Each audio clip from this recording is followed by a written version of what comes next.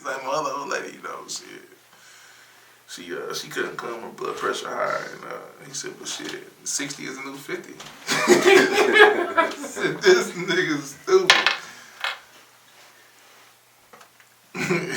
He got a little song he be singing. You gotta eat that cat out.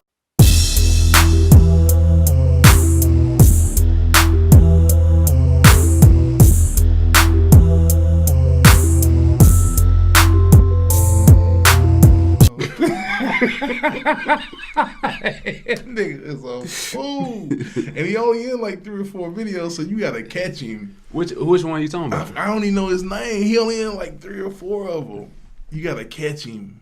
He's hilarious. So he ain't the he ain't a main character, but he's just funny. He had a gold beard, and one of them he had dyed his shit gold. For real? The nigga's wild. Wow.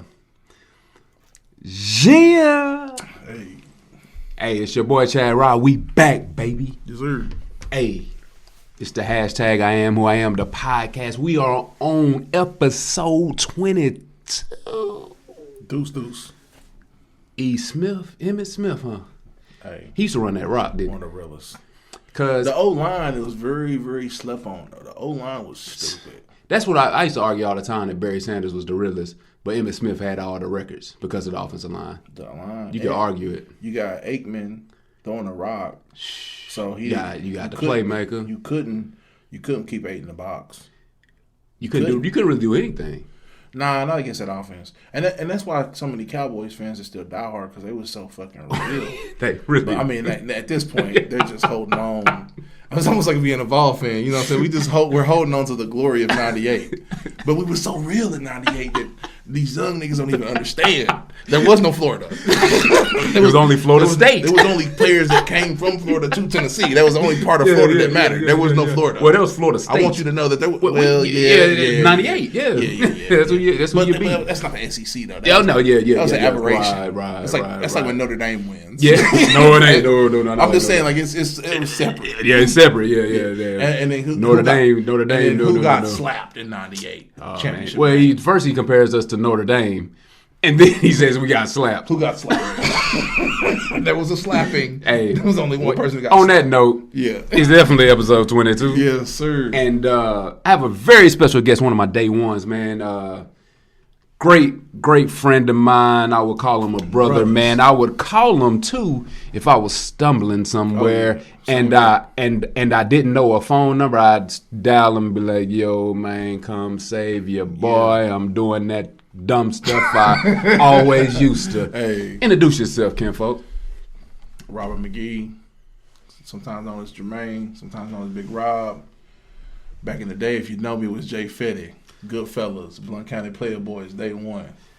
Over here with AB. Yeah, Fetty Chaney, Fetty, Jay Fetty, all of them, man. All of them, man. Just day one, man. We day one. Yeah. And it's so few and far between that you can say that about a brother. I truly love you. Oh yeah, no doubt. I appreciate everything you've ever done for me. We feel go it's all mutual, the way baby. back, man. Yeah, you know what I'm saying? So this is just long time coming. You know what I'm saying? And I support everything you're doing with your growth. RoBTv, we gonna blow. That's and I say we because I know anything I can do to help. It's a family production. Yeah. It's always family, and family know who they are. Yeah. You know what I'm saying? So it's always gonna be love. And speaking since he getting all sentimental on episode 22, since it's a milestone. This guy is the reason why there is a ChadRoBTv, believe it or not, man. I came to this man. I was a 17-year-old guy, man, trying to live like the songs say, man. I was out in them streets for real. A lot of people, discredit that because now I'm a upstanding citizen, or at least I try to be. But that was a time, man, I was really doing what they said in the song word for word. Like, when Master P said, "I don't do nothing that ain't in the song." Man.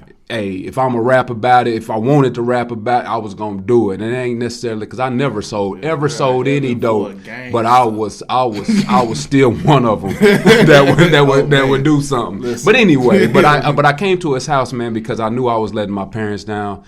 Parents, when I say that, I mean my grandparents and my mom. She laid on her deathbed for a lot of years, man. To all the grandparents. R.I.P. man, R.I.P. But anyway, I came to him, man, and I said, man, I don't have any hope, man. There's no hope, man. I have no options. I'm not going to be able to make it out of this. And he gave me a brochure.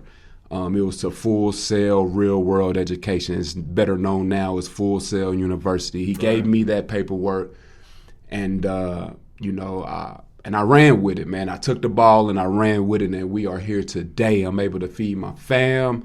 I'm able to do something I love, this podcasting, bodybuilding channel. Speaking of that, all bodybuilding content now is on Chad Rob Gaines. I did a poor promotion. I know everybody thought it was coming to the Chad Rob TV channel, but it's Chad Rob Gaines.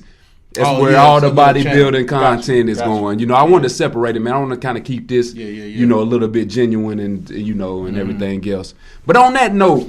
That's when you're mobile. You have multiple channels. Hey, man. You know, man, slow motion better than no motion. You know what I'm talking about? You know what I'm talking about? But, man, so basketball. You been watching any basketball lately? Man, I caught the game the other night because I'm working the night shift now, so I'm coming home at 1 a.m. So, you working night shift? Yeah, I'm working late. So that's what's up. I'm getting off at 1, come home, transition, hit the gym. Oh, you in the gym now too, huh? I'm in the gym soon as I get off. Oh, wow. Otherwise, the mental hurdle and struggle will set me back. So I came off of a week struggle. Yeah. Where I had been going hard for 2 weeks, lost about 10 pounds in 2 weeks. Oh, wow. And then laid off this last week. And my mile increased by 2 minutes. Wow. Just a week off. Yeah. Just a week off of working out will set you back tremendously. So your gains program and channel can't come at a better time for a brother like me because I'm trying to keep my mind mentally sharp. And iron sharpens iron. Oh, yeah, so no doubt. When you're around other brothers who are doing what you're trying to accomplish, the accountability factor is there. I'm in a program called Black Super Dad on Facebook. Okay. Strong. So, you know, I'm going to turn this mic a little bit towards you, too. Oh, my bad. Yeah, there we go. So, yeah, man, just trying to be a better me for my wife, my daughter, and they're my why. You know, because when you lose motivation, you got to have like a principle that helps you to say, you know what, let me get my ass back in this gym. Let me get my ass to work. Let me get my, you know, whatever it is you need to be doing. That you're not doing as a grown-ass man. Yeah. Because we're going to be weak sometimes. We're going to slide. But you gotta have a foundational principle that helps you put yourself back in position to do what you got to do. Right. So this week, man, I hit it hard again. When I leave here, believe it or not, at 1 a.m., I'll be at the gym tonight. Oh, wow. Because I have to stay consistent. Right. And I think that's the biggest point as far as fitness or health, man. It's just consistency. I mean, once you create a habit, hell, it's like the podcast. Yeah. I mean, once a week, we going to do it, whether I'm by myself or if I got a guest. You know, we going to do the podcast because I have to create a consistency with it. If not, then a week turns into two turns into 3. Now, all of a sudden, it's been 2 years. And I'm like, dang, what happened? You know, where did the time go? You hear that all the time, you know. So holding yourself accountable that way as far as doing what you say you're going to do goes a long way, especially in fitness because, like you said, man, it's not that you lost or that you backtracked so far, but if you take a week, that's endurance. And what's crazy is it was supposed to just be a day. Yeah, that's the thing about a week. Yeah, the first day is chest congestion. I'm not feeling good at all. I'm saying my head is hurting. Yeah. I'm not gonna. Yeah. For self-preservation purposes. Yeah. I'm gonna get better, rest, and get back at it tomorrow. Right. And then that second day turned into a third. Right. And the third turned into a week. Wow. And so before you know it, all the progress and hard work you've put in, especially now for you, it's different. Yeah. You're at the peak of your program and in shape. For me, I'm trying to get to that point. Right. So anything I gain, I can quickly lose. Well, man, this is what I wish somebody would have told me a lot of times when I feel bad or don't feel like going or there's some sort of, you know, illness or whatever, a lot of times going to the gym that day would be the best workout you ever had. Appreciate that. Yeah, so that a lot of times you can fight through that, that because a lot of times that's your body telling you, hey, we're doing something different. Oh my, that's like your nervous system. It's like, oh, I don't like what we're doing. We about to make a change. And fitness going from years of not doing it to just all of a sudden doing it is crazy, man. So it'll trick your body and your mind to make you think things. So a lot of times when you feel bad is the best time to go.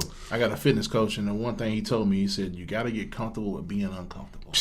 I tell somebody that when I was managing a store, I told people that all the time. And that shit is real. So that is real. You have to get comfortable with being uncomfortable. You better be. And that's in life too. Yeah. That's anything like a consistent pattern, the things that we're used to doing. A lot of times, I mean, I've heard of brothers saying, I don't travel. I don't eat this. I don't do this.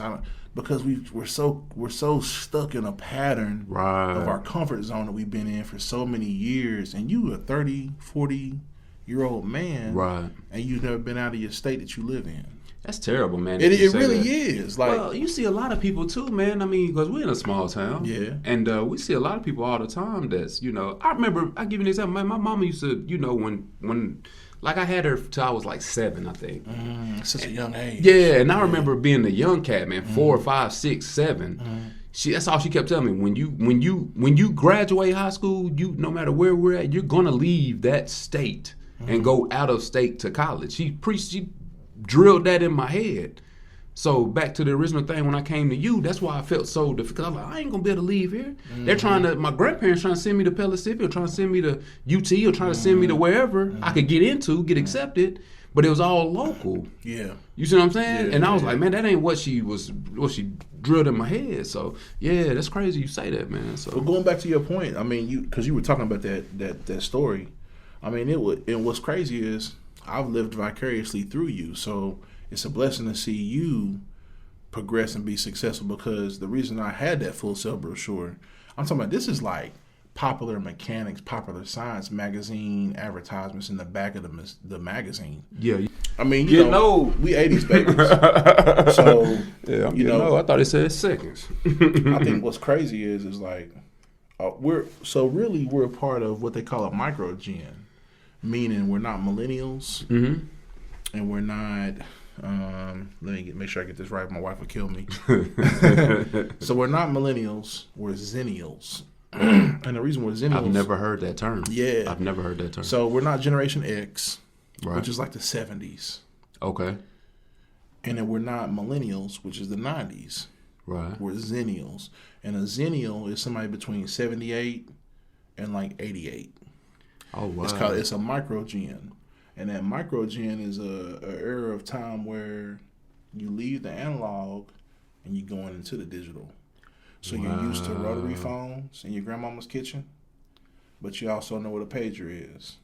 Wow! You used to cassette tapes on answering machines and stereo systems and 8-tracks. Wow. I even remember the bag phone. Tapes and all that. Yeah, you remember bag phones. I remember record player. Because there was no cell phones. Yeah, I remember. Like in high school, we didn't have cell phones yet. Oh no, real shit. Oh no. Now, nigga had a pager with the gold chain, and I had. I never had a pager. Really? Never had a pager. See, you was 2 years behind me. Yeah. So I'm at Office Depot working, and I got a SkyTel. Now, mind you, the SkyTel network is not in Knoxville. It's only in Memphis. But I seen 8-Ball MJG doing this shit, flipping this up and doing do-do-do-do. I was like, I got to have it on top of the world. Dive in, swish. Yeah. You know what I'm saying? I got to have it. So I got a SkyTel that I can't even use the QWERTY keyboard, but I can still page. Because the network wasn't available to do two-way text. Wow. But I got to stay at the cutting edge. Got to. That's one thing. Got to be. Yeah. Just do it. That's where they came. So as a true 80s baby, you go from analog to being comfortable with digital. Cell phones, CD players, Walkmans. Wow. You don't even remember the Talk Boy. The Talk Boy? Yeah, Macaulay Culkin at Home Alone 2. They sold that thing he had. I had one. I got it for Christmas one year, man. And see, I used to sit there recording all day, just talking and that led to karaoke. Yeah. So see, it's like that. I never thought about that. Yeah, it's a transformative. Excuse me, is the right word. It's a transformative era where you go from analog to digital. Nintendo's introduced. Air Jordans are introduced. You're going from BMX bikes to, you know what I mean? Like everything literally transitioned from one era, from the 60s and 70s, and in the 80s kind of transitioned into the 90s, and 90s went digital. Wow. So yeah, I say all that to say that I was getting the information out of an old Popular Science magazine. Yeah. Because there wasn't a lot of content online. Right. But I knew this is the cutting edge. This is where I want to be. And so when you came to me, it was nothing for me to just like take this and do something with it. Because right now I can't. Wow. So that's where that came from. Wow. That was me living vicariously through what you were doing. Wow. And so it was a blessing today. Fast forward, I say all that to say this. Everything that you have in your kingdom now, that you attribute to that, is all from me just sowing seeds and not being selfish as a young black man. So say that again, man, because a lot of, especially us brothers, we deal with that. Like we don't want to see the next man progress because we feel like they may get left behind or blah blah blah. And I get all that, you know, like things change, whatever. But if I got a tool and I see you working on something and you need that tool, because he knew my situation in school wasn't all the way like it should have been. He saw everything in himself that he saw in me, and he passed me the ball. So it's crazy, man, when people, you know, the whole hating thing and the whole all that, man. We as black men gotta get over that, man. Like, help your brother out. You are not. It's so much money out here, man. Like, I'm not gonna take, or he's not gonna take, or nobody's gonna take your money. Like, your money is your money. Like, you much rather give it to somebody that don't look like you. You're okay with them making all your money, but if it's somebody that looks like you, you're like, no, I want them right where I'm at, because they may not be willing to do what you're willing to do. Like you just said, hey, I wasn't gonna do nothing with it, so I handed it off. Yeah. You see what I'm saying? And he was like, man, so, you know, that's. I think it's psychological. It's conditional. It's a part of us being in an environment where that's what we're used to. Because we got to remember, as black men in general, there's a system working against us. What you mean? Well, I mean, like, just in general, you know, like, on jobs, we got to work harder. We got to show up 15 minutes early. Well, you know, we got to work twice as hard. I ain't going to show up early, but I am going to work hard. Yeah. So it's like, so we know there's a set of rules in order for us to achieve. Yeah. It's a choice and a mindset whether or not we're going to play the game and spend that energy, right, or we just going to do us. And I'm kind of like that now with my current employer, where I know my worth. I know what I'm gaining out of it. I'm not going to put any more into it than I have to, because I'm not gaining anything for myself. Right, I have to build up for myself for 10 forward, my company, and continue to progress for me. So I'm investing in myself. Right. I'm doing what I have to do. Yes. Playing the game, but I'm not going to invest in making another man rich. Right. Not when I got a family to feed. Right. So I say all that to say, is, you know, when you talk about passing a rock, helping your brother, there's so many things working against us. We can't afford to work against each other. Yeah, we can't. Man, I couldn't say it no better. We can't. And for so long we've done that. And you know, we're in a small city. You know, I know it's niggas in Chicago that's trying to survive. Oh yeah. You know what I'm saying? Like one day this podcast is going to reach all over the country, and they're going to be able to relate to that theory. But at the same time, where we at right now locally, the brothers that we know that we can touch, that we're familiar with, we gotta. I mean, this is Knoxville. Right. It's a small percentage of us. And we need to come together. Like, we need to start taking some of this street bread. Everybody take a stack, put it in an investment portfolio. Everybody hold each other accountable, and buy a piece of land, and put a business in there. You know what I'm saying, in Blount County, or anything where we're taking something and we're making something, and we're not doing that. You're right. So like you say, it just takes. It takes. Let me say it this way, and this goes back to my aunt. And my aunt taught at Merrill College. She taught at UNCG. She taught at Vanderbilt.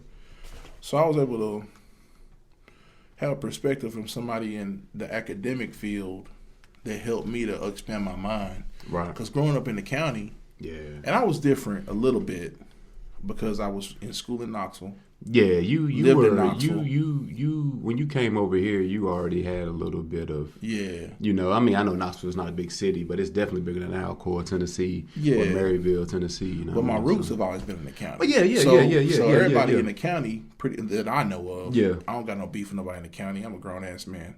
So everybody pretty much accepted me. Well, we might not know Fetty, but he cool.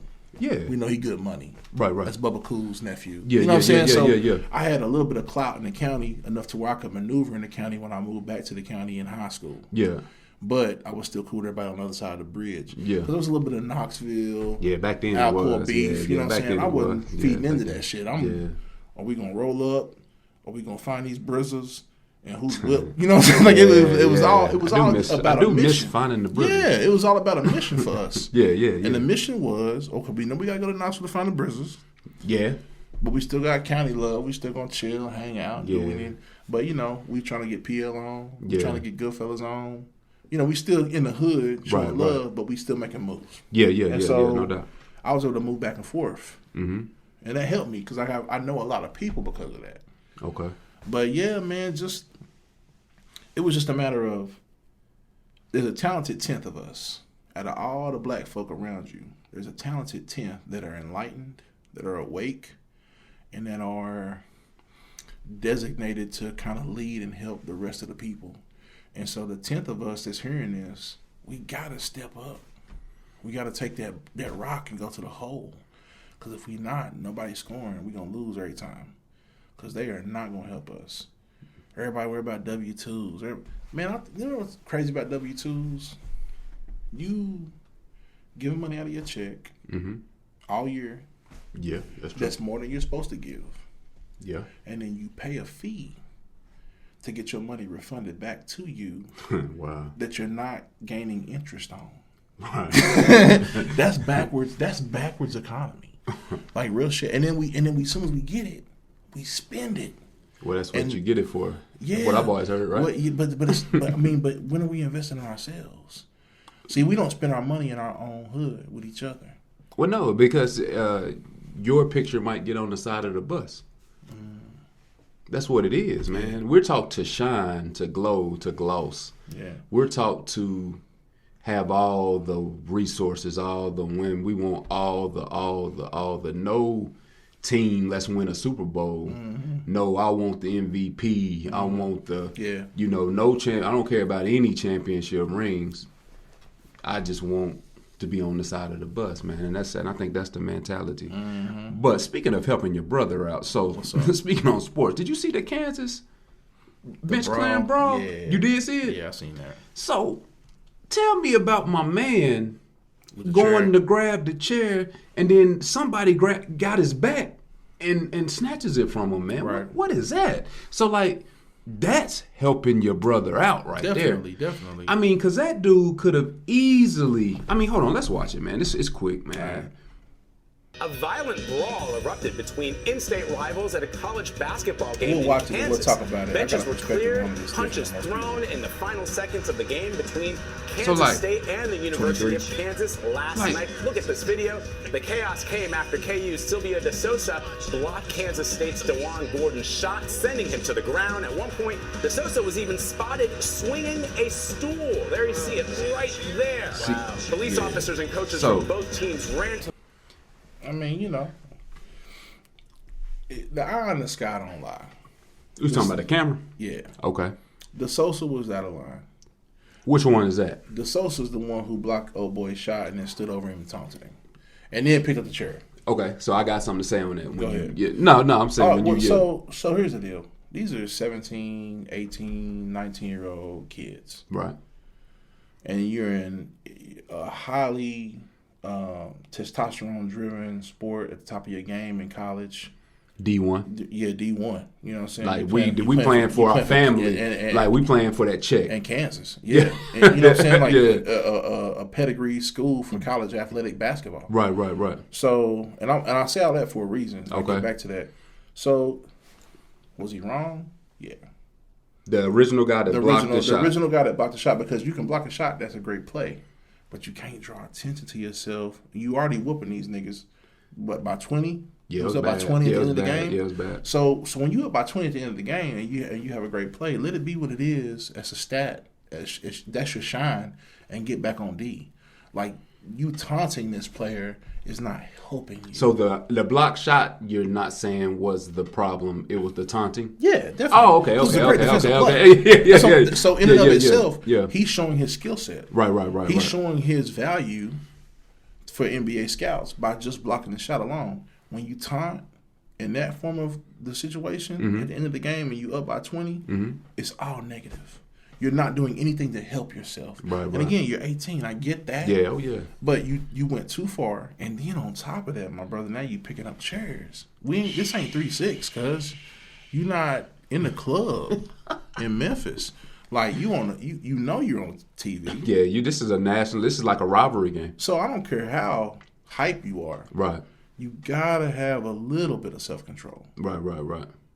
A little bit. You know what I'm saying? Because the whole bench has cleared themselves. Oh, yeah. So, yeah, niggas going to throw some blows. I get that. Yeah. But you picking up chairs. Yeah. You taking it to the next level. That's why you got the ban. Yeah. Well, not the ban, but 12 game? I ain't hear what he got. He had a 12-game suspension. Yeah, 12, which I think is about right. Definitely. Don't ruin the kid's life and kick him out of school. Yeah, don't do that, though. Exactly. He's like you said, he's 17, 18, 19, 20. Yeah, exactly. Like you're going to be dumb. Now, if he would have actually swung the chair, you locked out for that same thing. And it wasn't even AI. Mm-hmm. You know what I'm saying? Like, I didn't even see AI on that Virginia tape in the bowling room. The bowling alley. Yeah, bowling alley. I didn't even see AI. That's old school game. A lot of these young cats don't know about AI in Virginia. Yeah. But anyway. Yeah. But so back to our original conversation, man. Mm-hmm. And I believe when I watched the tape, it was a black man that was like, whoa, and kind of tapped the chair to get it out of the dude's hand. As you look the dude like, whoa, who took the chair? He ready to fight whoever took the chair. Yeah. And it's the dude looking out for him, his brother's keeper. You know what I mean? Like, he's like, this kid's about to ruin his life for nothing. And really did. For nothing. Really saved his life. Career. Man, I'm watching ESPN, man. I'm watching ESPN, and these dudes is acting like they ain't never did nothing wrong, man. Talking about, it should be a lifetime ban. Kick them out of school. What are you talking about, man? This is a brawl. This is a brawl, man. This is a brawl. So I'm glad you brought this up. And this has nothing to do. Well, not nothing to do with it, but I didn't even know we were going to go into this. But I texted my aunt the other day because she asked me about this. And this is a real conversation between me and my aunt, the one I told you was a professor. Oh, yeah. And we talked about that. And I told her at the time, I looked it up. I said, I had to kindly inform a couple of white coworkers at work. I work for the civil government. So there's a lot of people around, a lot of different demographics, a lot of different mindsets. Yeah. And my text said I had to kindly inform them of a few facts. They're 18-year-olds. We've all been 18. He made a very dumb decision, and they're on the spotlight that none of us have ever been on. See, a lot of times we get these perspectives. We're not playing for Kansas D1 national TV. I think the number 3 in the nation at the time. Athletes, but we love the armchair quarterback. Oh yeah. As though we've been on the same level. We know the pressures and everything they're going through, and we really don't. Right. The thing is this too. The kid. In his defense, man, the kid tried him. Man, I'm gonna get this little layup in. You know what I'm saying? Yeah. And and I ain't saying that provokes a fight, but I get it. I get it. They didn't go in the stands. Nah. The fight just got pushed against the wall close to the stands. In the media press room. Yeah. But the media, should they even be there that close to kids? And so the media is there for what?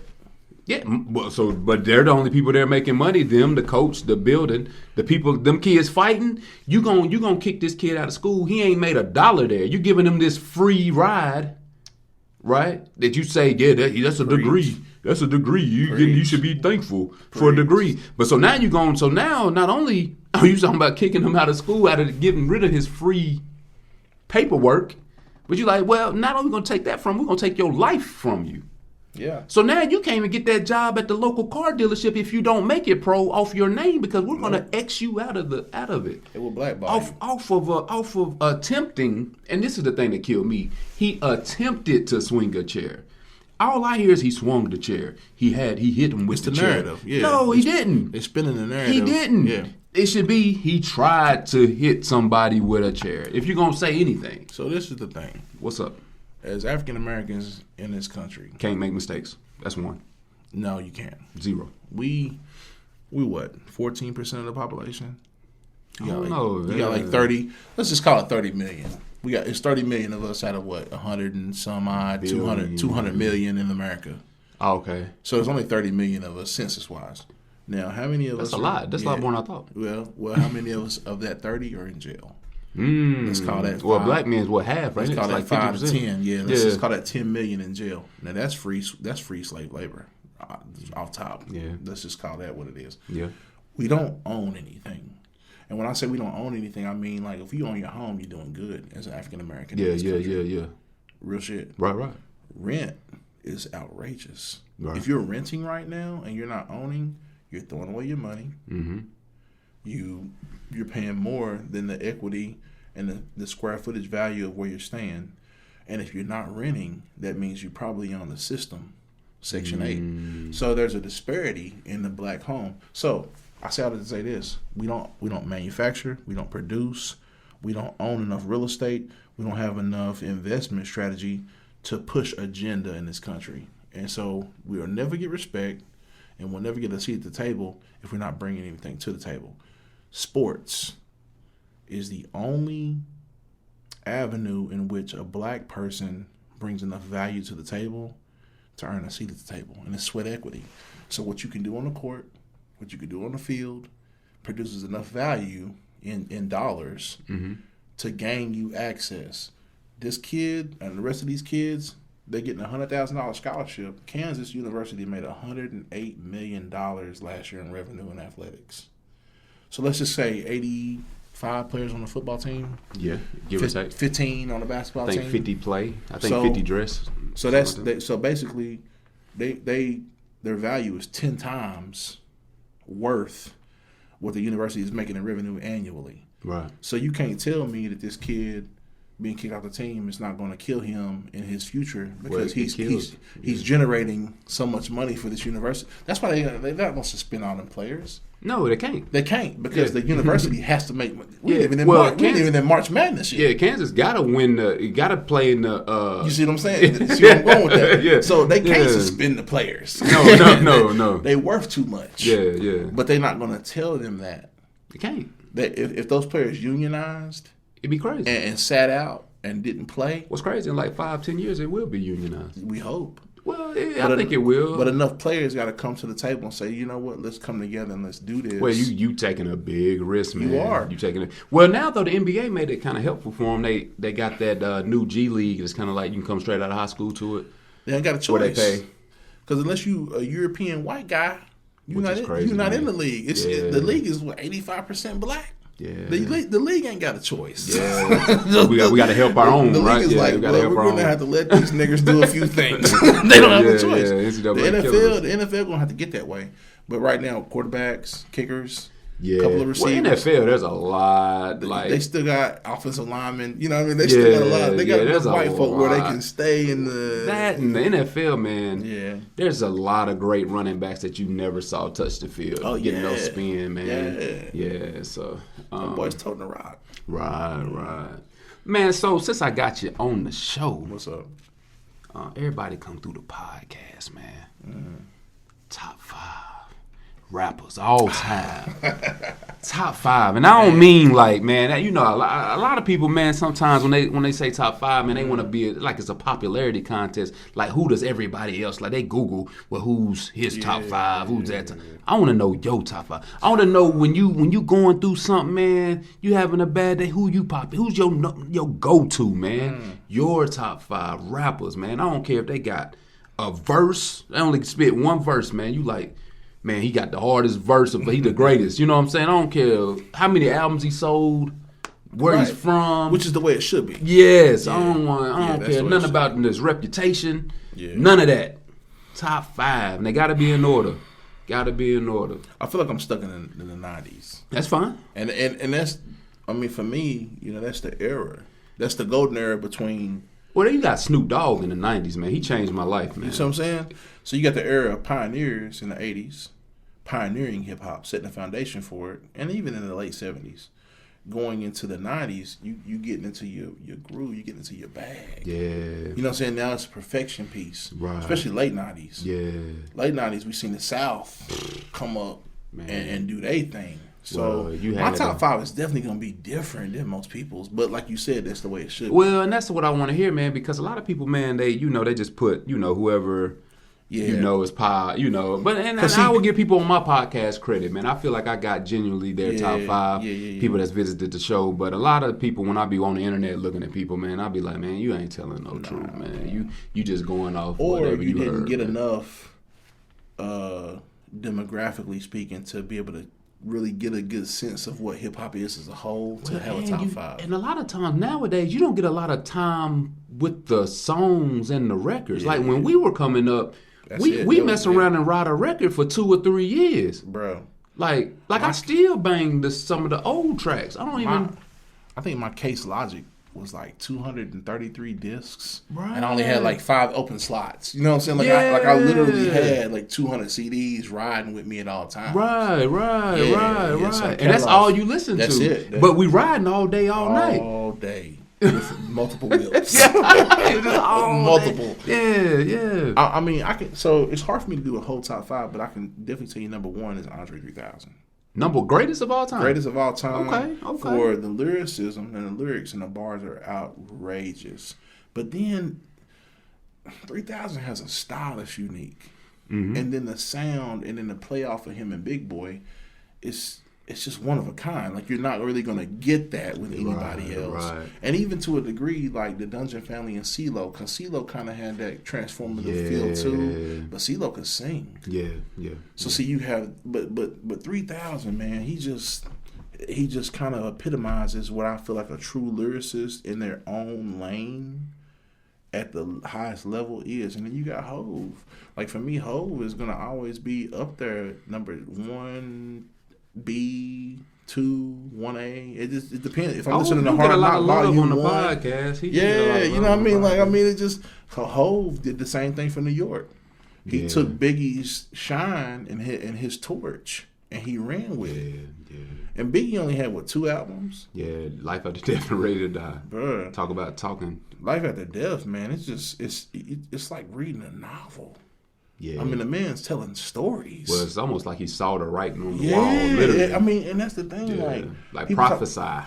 The popularity kind of, like, you won't see Pac in my top 5 because I love Pac, but Pac was not that great of a lyricist to me. Pac was very passionate. Well, and I think that's what I like about comes out, and I think that's what I like about him. And I was gonna say, he because like for me, Pac, his greatest line was, "I went to Cleveland late last evening." I thought that was so hard. You know what I'm saying? That was hard though. Exactly. That was hard. But it was the how he said it. It's like his delivery was just impeccable. You know what I mean? My favorite track of Pac was Black Jesus. Oh, wow. I mean, you know what I'm saying? Like, because it has to mean something and resonate with you. Right. And Dear Mama, all that, yeah. Well, Dear Mama, it was a great song, but it didn't resonate with me like that. But see, with me, it did, because I was, I was dealing, you know, see what I'm saying? So, like, that's why Pac, personal. Exactly. So we got Andre, Jay-Z. And then Biggie. Okay, so Biggie is 3. Oh, yeah, so is Jay-Z before Biggie? Well, the volume will work. I can dig. I'm gonna have to give him the nod because of that. Okay, but Biggie influenced Hove. Yeah, and so that's like Danielson and Mr. Miyagi. Mr. Miyagi. Yeah. I mean, he talking about a wax on, wax off. Yeah, so it's kind of hard to not pocket them in the same, you know what I'm saying, spot. Right. Man, 4. I'm gonna say 8 Ball. I can dig that. I can dig that. It just. I mean, you know. Yeah. I mean, he dropped that triple disc. He was the first to ever drop a triple disc, I think. Man, bro. Was not Life's Quest. What was the name of that CD? Lost. The Lost. Yeah. They got a pyramid or something. Yeah. I mean, you know what I mean? You talking about an Earth, Wind, and Fire CD cover, basically. Yeah. Because you have a lot of meaning and transformative information and message behind what you're putting out as an artist. So hold that thought. So, we got 4. 8 Ball. Man. There's so many, man. It is. And 5 is tough, man. It is. P. Lucci was on here, man, and he was like, 5, you can't box him into 5. So I gave him the ability to do 10. But since you're doing so well, and you want to do 10, but I mean, so I kind of go back and forth between like Suave House, No Limit, and Cash Money. Ooh. I mean, you talk about 400 Degrees. You see me, I eat, sleep, and talk rap. You see that 98 Mercedes on TV, I bought that. Caught some felony charges and fought that. If I return and still was brought back. We can keep going. I mean, you know what I'm saying? 400 Degrees is just there. Yeah. But I mean, so is Player Fly Moving On. Crowning me. I mean, so it's all the mean. I mean, it's I mean, I can even talk about like UGK. I mean, Emma said, "One day you're here, baby." I don't know how. Even Twister. And then Twister, Adrenaline Rush, the sudden combustible. That may be the best CD of all time. It's in my, one of them. It's up there, man. It's very hard for me, bro. But like, it would be a combination of like Twister, Player Fly, Mystical, UGK. It's hard, man. It's very hard for me. But I mean, that's because that's the era we grew up in. Yeah. And so I gotta pay homage to a lot of them. But it's hard. I would say Twister. Because you got to talk about body of work. Yeah, and you got the Speeding Out Monsters. You got Do or Die. And Twister's own, he left a stamp on the game that he can't really be replaced. Like anytime you hear someone rap fast, you compare him to Twister. Yeah, and it was very poetic. Yeah, because you could hear what a lot of people give Eminem. You heard that new Eminem record? No, I feel. But I mean, his delivery is really it's clear on. It's fast and it's clear. He didn't always be that clear back in the day. Yeah. But Twister used to be like really fast, like but it was clear. Poetry. Like at cat or I can't even think of no big words, but he used to say them all. Ventriloquist. I can't even say it. You know what I'm saying? Well, what Twister did is he put lyricism and melody together. Yes. And so you got the legendary Trackster and Johnny P. Because Johnny P. A lot of people don't give Johnny P. no credit for them books, man. That's kind of like Player Fly though, and Bill Chill. Bill Chill's daddy. That's what I say. Exactly. There's a group of like 8 people that I want to just put in there, and it's so hard to choose out of those 8 because they all were transformative in their own way. But Twister's catalog. Yeah. Because again, you bring in Do or Die. Yeah. You bring in the Speeding Out Monster. You bring in Miss Kane. And then you talk about Miss Kane, and you got to talk about Mia X. Wow. Yeah, Mia X was hard. You see what I'm saying? You got to talk about Mia X. Yeah. You got to talk about the Hot Boys album. And early Lil Wayne. I don't know about this gremlin looking ass nigga now, but I'm just saying early Wayne. He don't look right. Bro, it's drugs, man. Yeah. Hell of a thing. Cocaine is a hell of a drug. Lean and cocaine. So man. That's my top 9. Is all the niggas from the 90s. That's real. Yeah, I can dig it. So you was rapping to me about this Phil Wade. Phil Wade, man. It's to the 90s jam session. There's so many talented people on YouTube and on social media, man. Like it really is, isn't it? It's a nice little. It's like a grocery store. Everybody choose different stuff at the grocery store. Right. You know what I'm saying? So you can just pick up something off the shelf. Like Phil Wade is a cat from like I forget where they went. They went like Prairie View or some HBCU in Texas. Yeah. Like him and 5 or 6 other cats. And they're very poetic. They sing. He started like doing like a cover of Trey Songz when Trey Songz was popular. And Trey Songz saw it. Yeah. Picked up on it and gave him some notoriety. And then from there, he just took off. But the brother can sing. He's funny. I ain't never heard him, man. I'm going to just tap play and see what he's talking about. Him and a couple other people. Ain't no need for you to perpetrate. I will accommodate, and you'll appreciate the way I hit you front, back, and side to side. Okay. Baby, say now, slow it out. He ain't your boyfriend. He ain't your husband. Just somebody you can call when you're crying. That's Machiavelli or whatever that shit was called. And he'll have you singing, what's my name? Say my name, Machiavelli. Every woman needs a bone spaghetti. The brother she can call when I'm ready. They jam. Let's move it out. And they kind of just kept going back to her hood about being born in the 90s. And he got a birthday song And it was kind of popular because, you know, everybody like playing birthday songs. Everybody had a birthday. So him and this other chick was in the hallway with the nice acoustics. Right. And did a little birthday cover.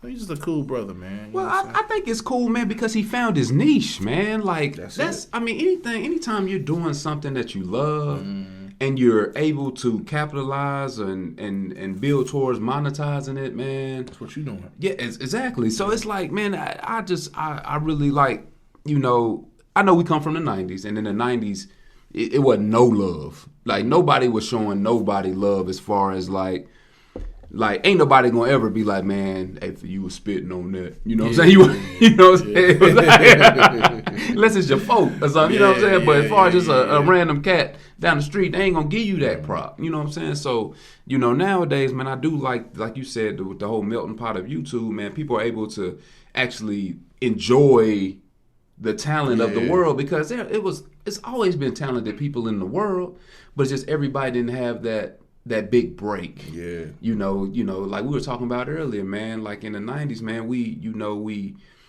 look at everybody that was successful, and I don't know if we imitated it or we were all just doing the same thing, trying to be the most creative, had the best slang. You had to have the best slang.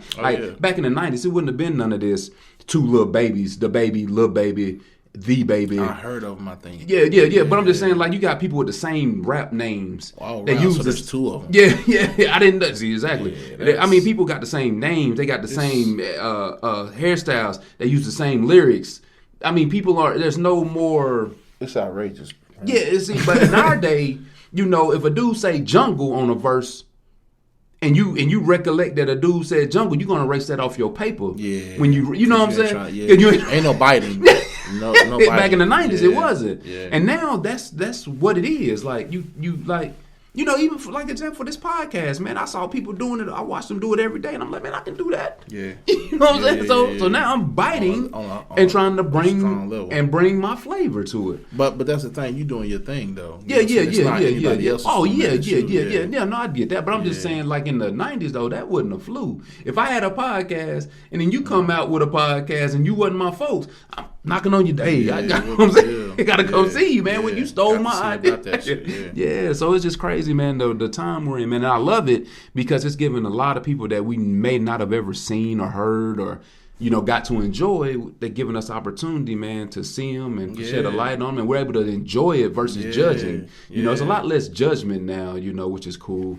And I think to an extent. And I think from our era, people are able to like retrograde it and enjoy it, even if they didn't grow up in that area. Like even with the kicks that we wear, the style that we had. Right, it lasted, like, didn't it? Yeah. Like, I mean, it's not so much baggy.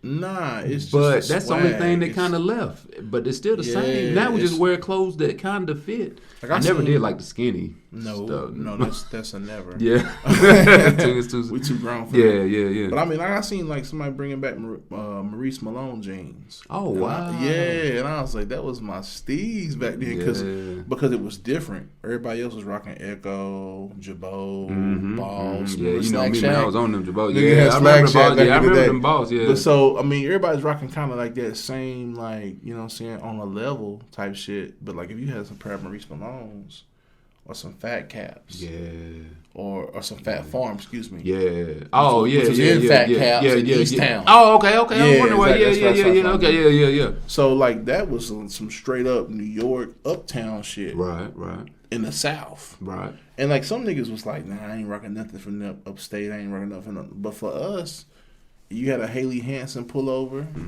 or you know, or Johnny Blaze. Then you was rocking your own steez in your own lane, but everybody can still appreciate it. Right. And so that's the thing, man. It's like nowadays all that stuff is vintage. Yeah. I'm going back and collecting records now.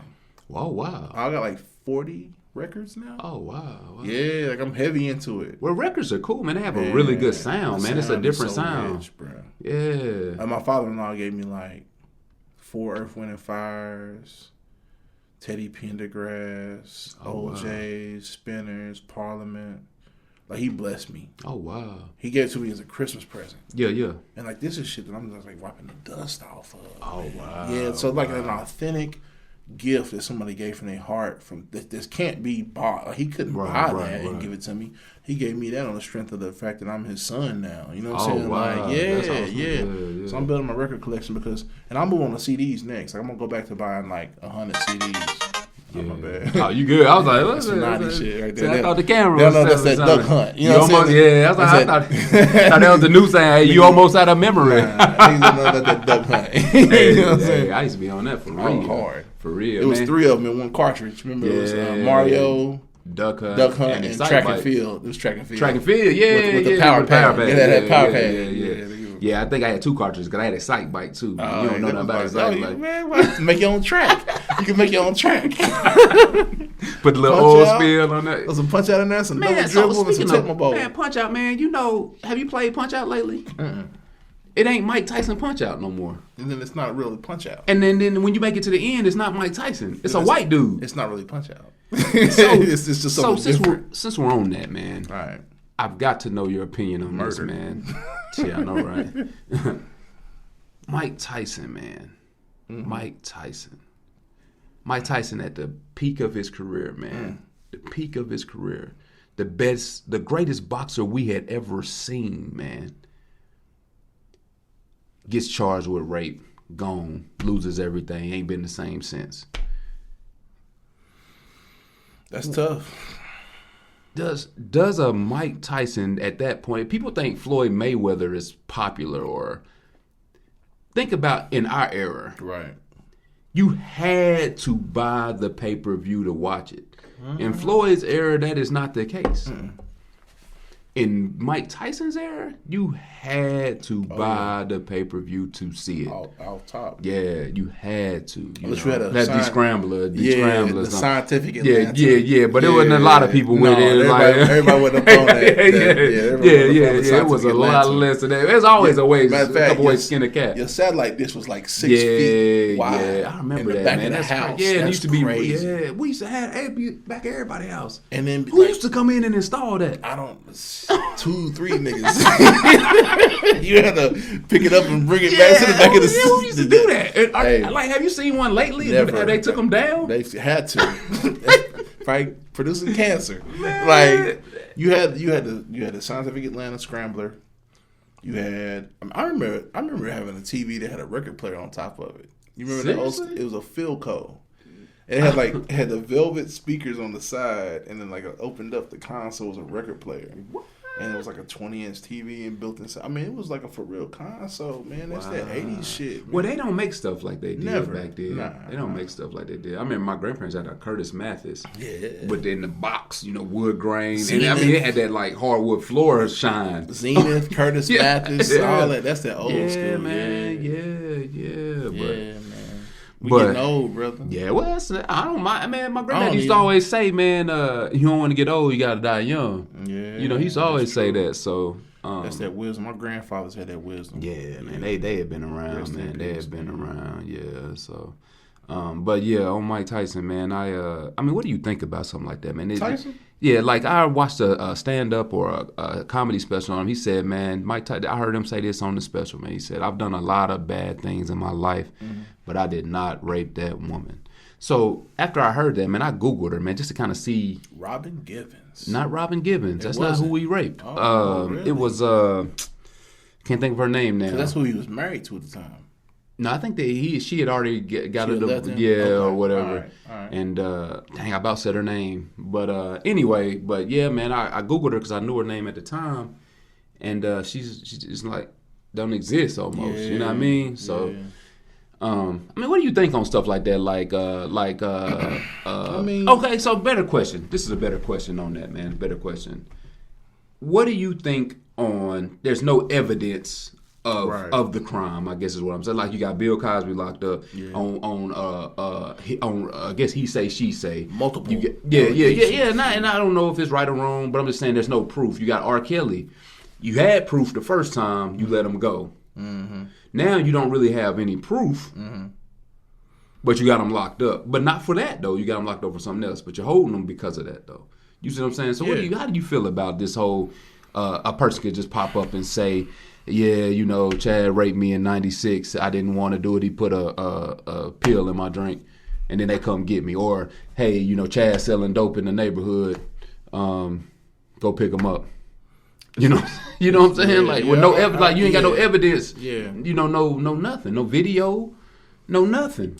It's a very hard predicament to be in, and I'm gonna tell you why I feel this way. Okay. Because like you say, on one end you have no evidence. You don't have anything that solidifies an allegation. Right. And we're innocent until proven guilty. You would think. So by the standard of the justice system, unless you have said evidence, unless you can convince a jury of your peers, then a person should not be convicted.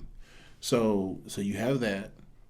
Then you also, on the flip, you have women who have been victimized and abused and are either ashamed, afraid, traumatized, and a lot of times they don't say anything.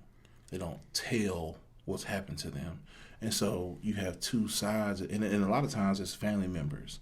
A lot of times it's your husband, because a husband can rape a wife. Oh, we can? Yeah. We'll talk about that here in a second. Well, I mean, because anything that's not consensual, theoretically, it's rape. So, you know what I'm saying? Even in the context of you being married, if I go home tonight and my wife was like, no, and I'm forcing myself on her, regardless of me. Myself on my wife. Yeah, I mean, it's a fucked up thing to think about. But at the same time, if you're forcing yourself into intercourse and you're entering into a woman forcefully, you're raping her. Whether or not you married or not. We're talking about a wife now. Now we're talking about a wife. We're talking about... I know if I go do that with a woman that's not my wife, I get that. So we're talking about my wife now, right? So if I come home and I gotta have it, and she don't want to, and she tells me, which no shouldn't even be. I can't even imagine just a no. No, right. You can't. Right. But let's say she said no, you can't. Yeah. And I take it, and because what's mine is yours and all that. Like you get all my stuff when you call the police on me, because I understand where you're going with it. Yeah, you see what I'm saying. So that's rape though. That's rape. From the standpoint, for me to have sex with my wife. From the standpoint, because she don't want to have sex. From the standpoint of her telling you definitively no, and then you quote unquote said taking it. Yes, because it was mine. That's like you picking up my plate of food, and I'm like, whoa, brother, that's my plate, and I take my plate back. Under the right circumstances, then yes, you're correct. But under the wrong circumstances, you're wrong. So if my wife tells me no, I can't have sex. Right. You can't have sex with me. Am I free to go now with no charge, no monthly fee, no charges? That would be so nice, wouldn't it? And again, that goes back to the game and the whip conversation about sacrifice. Well, so any time. That's not the type of sacrifice I'm willing to make, though. Well, as far as like. Okay, you got all the cards. Once I sign the paperwork, it's all in your favor. So the least you can do is have sex with me. The least you can do. Now, and I'm not saying that from a male chauvinist or whatever. I know where you're going with it. I'm just saying, I'm just saying as far as I don't feel like rape should ever be an issue within my house. And you're right. Like that's what I'm having trouble wrapping my head around. I totally agree with that. But now here's the problem with that thought process. Hold that thought. So going back to let's summarize what we're talking about here. We're talking about in the context of a marriage, your wife withholding sex. And we're not talking about withholding. We're talking about she said no, you can't have none. Okay. So let's just say, okay, so it's disrespectful. Disrespecting any woman, relationship wise, wife. We're talking just wife, not girlfriend. Just wife. Just wife. Girlfriend. Right. You can rape your girlfriend. We'll stay with that. We can. I feel like you can rape your girlfriend. Okay. Yeah. So your girlfriend ain't your wife. We'll stay with wife. Yeah. In order for a wife to definitively tell you no, there has to be some sort of parameters involved in that. She's got to be physically in a place where, even in her best attempt to honor you as a husband, she still is not at a place where she can physically, emotionally, and spiritually give herself to you. Because a lot of times they're not getting anything out of it. They're just fulfilling the role and need of a wife to a husband, which is for us to get what we need. So a lot of times that's the case. Well, or at least it should be. Well, what's the problem with that? All right. No, there's not one. Okay. There's not a problem with that. Okay. So what I'm saying is that because I'm giving up everything. Because a wife knows as part of her duties. Does she? She should. Okay. So let's just say a wife knows that's part of her duties. Okay. Then for her to then still tell you no, there needs to be a legitimate, discerning reason why she's doing it. What is a legitimate reason for a woman to just say, no, I ain't talking about like I'm not in the mood, right. or I'm talking about like blatant no stop. Yeah, exactly. Like a rape right. victim. No stop, you're hurting me. That type of. To me, I would have to say that my wife would need to be in a state of physical or emotional health to where she wasn't in a place to give herself to me to a point where she's still honoring and respecting me, but she's not able to do that at that time. And that's going to be very circumstantial. Let's say she went to the gynecologist that day and she had an exam, pelvic exam, whatever they, and she's physically hurting. You know what I'm saying? Like I wouldn't rape her then. Well, no. But if you wanted it and you needed it and she told you no, and you still took it, then technically you're raping. That still ain't rape, though, is it? Is it not? Because if she told you no, then no. Here's the thing. At the end of the day, I know no means no, but not my wife. Ain't no in wife. But here's the thing. Ain't no N in wife. A judge and a jury. I get that. That's their perspective. No means no. With my girlfriend, I get it. That's not my property. So what we're doing is we're mixing biblical principles with realistic principles. Well, I'm mixing with the documentation that says right. That's what I mean. That's what I mean. If we get a divorce, you get to take all my stuff, but I can't even take sex. And this is a deep subject, so it's a good. It's great. I'm glad we're getting to talk about it. I mean, so everything is circumstantial. Yeah, and I get it. Everything is based on a circumstantial situation. And I ain't saying, and by rape, I don't mean like get on the beat her up. Get on grab like black eyes, assault, battery, and rape. Not like 3 charges. I'm talking about felonies. Like, what you mean no? Yeah. And then put her in the position and take it. Yeah, you know what I mean? That's what I mean. Just like having forcing sex with your wife. That's what I'm talking about. I think at the end of the day, to summarize, for lack of a better term, it's all circumstantial to the point of communicate with me the reason why there's a hard no, and then based on that hard no, either I'm in the wrong or you're in the wrong, because somebody's wrong here. Well, I see, and I guess that's where I'm. I guess that's where I'm confused. There's got to be somebody that's wrong in this situation. Well, I guess that's where I'm confused at it, because for it to get to the point where no means no, how did we get it there? That right. That's why I said circumstantial. Like how did we? Like I should know that before I even get to the house. Damn straight. Yeah. No, you can't get none tonight cause this. Yeah. Like I shouldn't be coming home. We used to doing it every day, every other day, whatever the case may be. Or hell, we don't do it but once every year because whatever the case may be. But when I get home today, I got my mindset on it. You need to go ahead and make that known. And then I guess, but I still don't agree with the rape thing though. I don't see how I can rape my wife. I get you can rape anybody, whether it be whatever their title is, as long as there is completely no consent that's been strictly. I thought the consent was signed when you say I do. I thought that was consent. Only to a degree. See, it's consent in court. Well, I mean, but if there's evidence to prove that you physically forced us, like let's say our wives said, "Oh, you raped me," call the police. Police come to your home. I kind of want to change subject. That hurts my wife calling the police saying, "Why are you living here?" That's what are you talking about? That's a real ass question. But what I'm saying is, if they went to that degree, went to Blunt Memorial.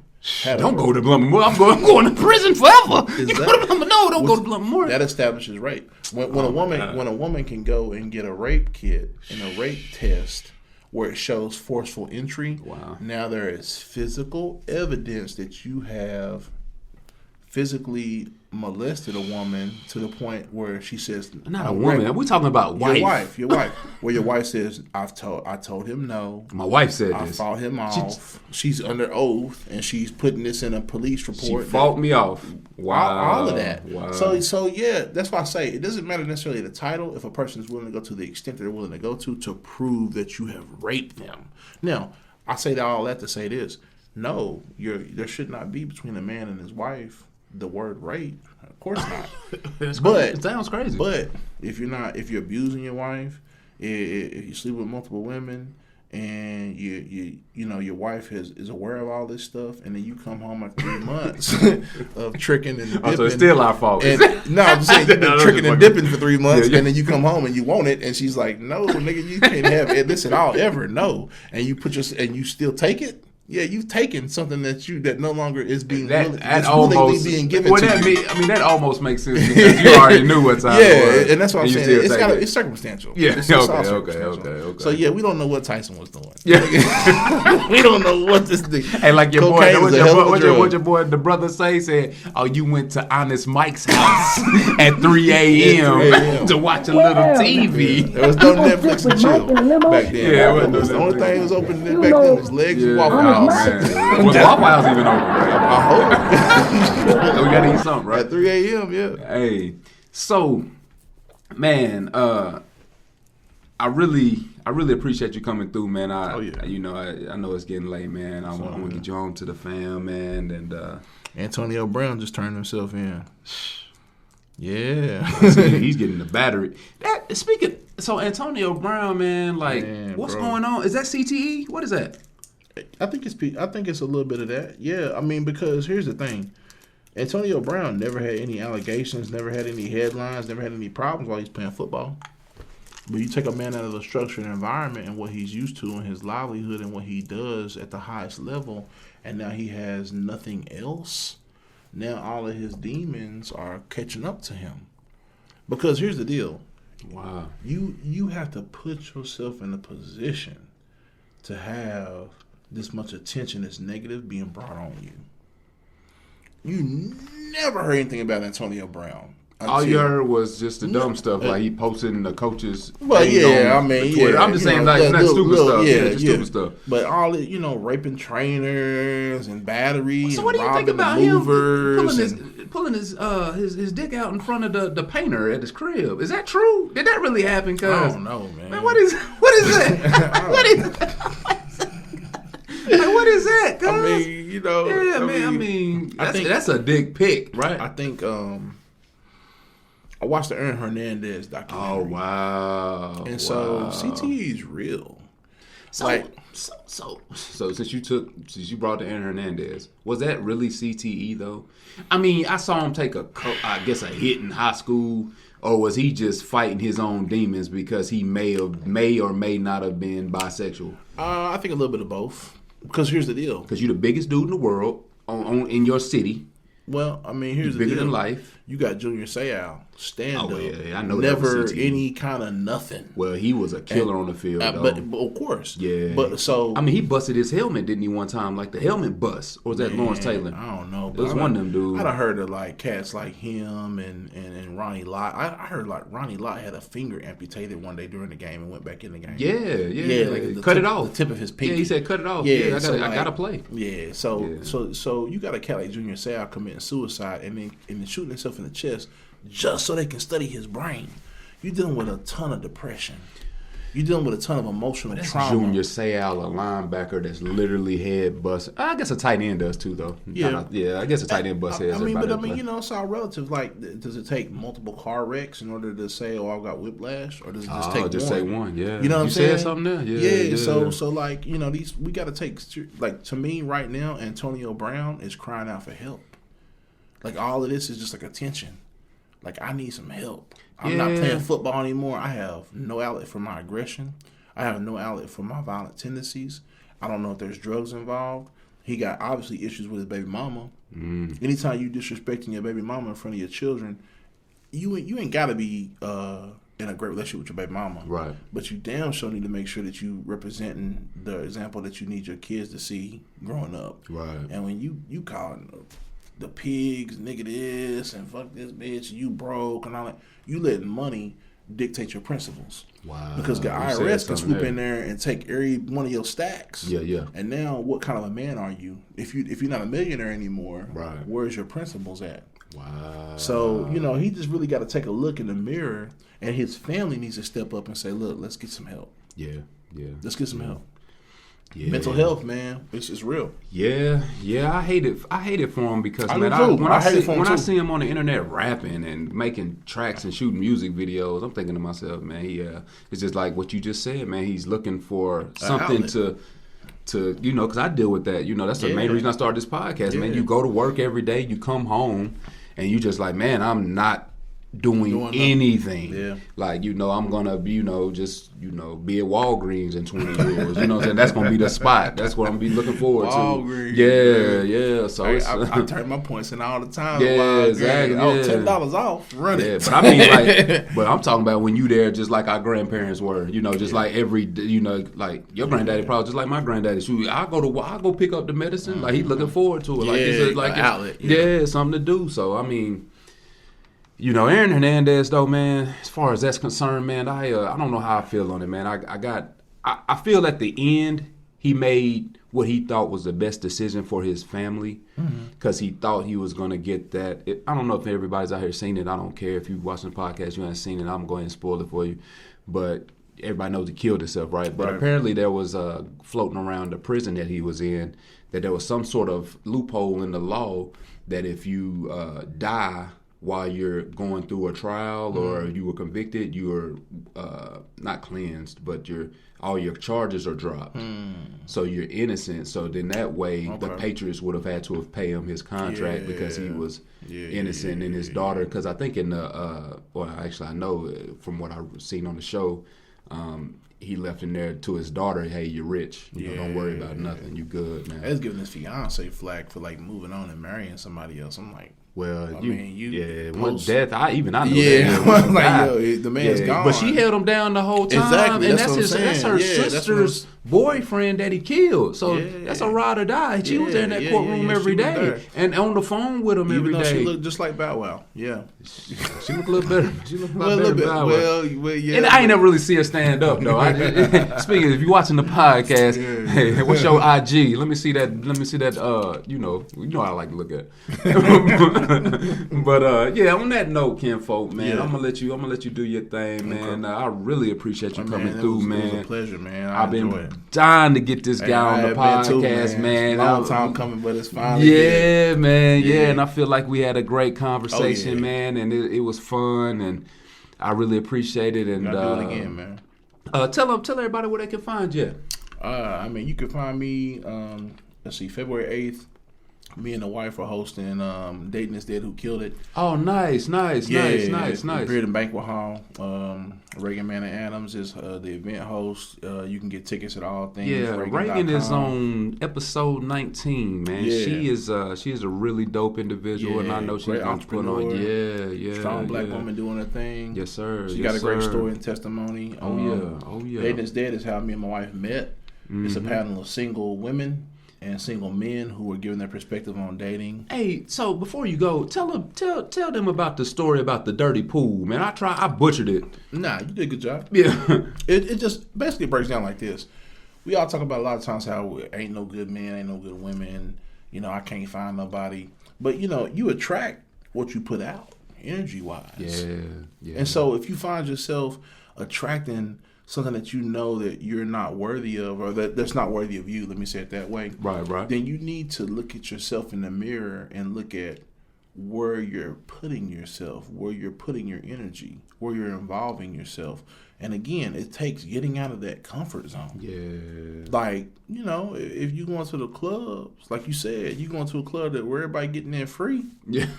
ain't no men of good standard gonna put themselves in an environment because they're not looking for that. Well, it's funny, man. I wouldn't even go to a club right now if it was free. I mean, if it's a bar and I can just walk in. Yeah. But a club, I don't. Nah. So you gotta put yourself in the right circles. Yeah.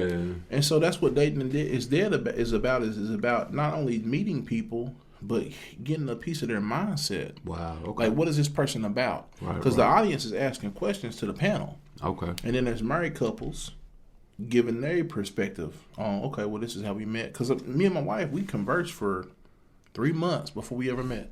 Wow. And it was just all mental stimulation. And it was not just her. It was me asking questions, answering questions, talking about topics. And she and I kept aligning. So our energy and our perspectives kept aligning with each other. Gotcha. And at the same time, I'm working on me for myself. Yep. She's working on her for herself. And you got to let go of your baggage. You got to let go of all that unhealthy stuff that you harboring and holding on from past relationships. And you got to work on yourself before you can be healthy and show up in a relationship and be successful. Gotcha. Yeah, and that's just anything in life. You can't be holding on to old baggage, man. Yeah. And we don't do that enough. We still mad at the female who busted our tires and windows out and calling her a bitch every other month when we see her out in the club. I can't stand none of them that left me. Man. You see what I'm saying? And so, but I mean, that's real for a lot of brothers. And we don't deal with emotions well. As men, we blow up. Quick. Yeah. Well, you take, you blow up. You know what I'm saying? And that's why healthy outlets are good. Right. Dating is dead. This thing is coming up. It's good to get perspective. I think Prime is going to be DJing. Oh, nice. Spades tournaments, plenty of raffle prizes, games, food. Okay. And then it's just a good conversation and perspective. So February 8th, come out, allthingsreagan.com, or you can find me at Robert J. McGee on Facebook.com for tickets and information. Check out episode 19 on RoBTv for that episode where you can pick up more on Reagan. Other than that, man, I'm just working out. I'm reading a book right now called Relationship with God. My company 10 Forward, I'm looking to patent some intellectual property and some ideas this year and get back in school, man. Just trying to better myself. Yeah, That's what it's all about, bro. Yeah. I can dig that. I can dig that, man. And that's what this podcast is about, man. It's just about, getting a perspective for people that because everybody is dealing with their own things. Right. Even the people you think got everything and got it all, right. And everybody got. So this is a good place to, hopefully you can relate to one of us or both of us or whatever the case may be. And I hope this just inspires people just to take that leap of faith, do like Steve Harvey says, jump out the window. And just hope the parachute. Just know the parachute will open. Now it ain't gonna be, just an easy fall, but hopefully, after all the bumps and bruises, parachute opens, you land safely, and you are happy. So, on that note, episode 22, man, it's a Hall of Fame running back, man, by the name of Emmitt Smith, man. He used to wear 22. I can't think of it. Morant, the new for the Grizzlies, he wear 22, don't he? Oh, Ja. Does he wear 22? He might. Yeah, he might. I'm trying to for the youngsters, man. I don't know who wear 22 for the youngsters. Shout out to Giorgio Menswear, my brother Oscar. He did Ja Morant's draft suit. That's where I got my suit for the wedding. So, if you want to be fitted, Market Street in Chattanooga, Giorgio Menswear. Chattanooga, Tennessee. Tennessee. Yeah. But on that note, this is the hashtag iAMWHOiAM, the podcast. Yes, sir. I am Chad Rob. This is Fetty Chaney, Fetty J. Fetty, Jermaine, man. He is the dude. Holler at him if you need some encouragement or need just some game. And as always, like, comment, subscribe. Please. Hit the notification bell. Go to Apple Podcasts, iHeartRadio, Spotify, everywhere you can listen to it. Soon to be Pandora. Anywhere you can find a podcast. And on that note, hashtag iAMWHOiAM. I'll be back. Yeah.